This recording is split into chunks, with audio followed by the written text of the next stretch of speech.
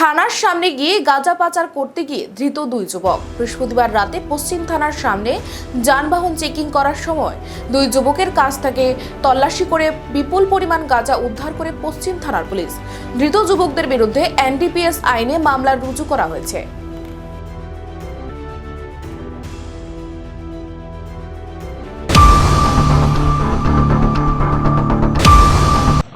প্রত্যেক দিনের মতো আজকে আমাদের স্পেশাল ভেহিকেল চেকিং ছিল।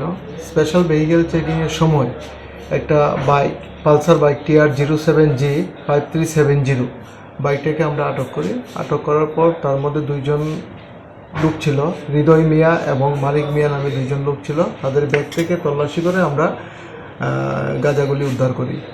অনুমান 10-11 কেজি হবে গাঁজা আমরা উদ্ধার করি এবং বাজার মূল্য হবে 70 থেকে 80 হাজার টাকার মতো। এবং তাদের বিরুদ্ধে একটা আমরা স্পেসিফিক এনডিপিএস মামলা নথিভুক্ত করছি।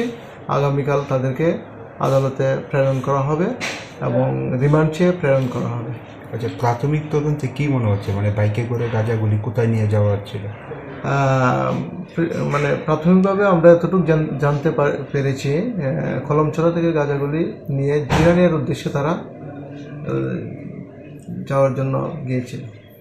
আগরতলা শহরে তো এইভাবে নেওয়া কারণ, তো এটা নিয়ে কি বলবো?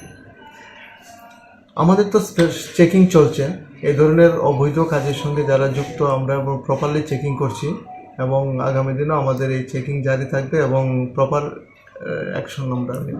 যে দুইজনকে আটক করা হয়েছে তাদের নামটা কি বললেন? একজনের নাম হলো হৃদয় মিয়া আর একজনের নাম মালিক মিয়া। তাদের বাড়ি কোথায়? তাদের বাড়ি কলমছড়া। তাদের বিরুদ্ধে আগে কোনো অভিযোগ ছিল কোনো থানার মধ্যে?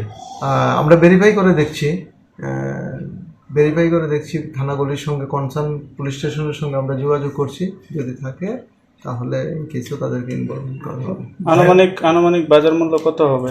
70 থেকে 80 হাজার টাকার মতো হবে। Thank you.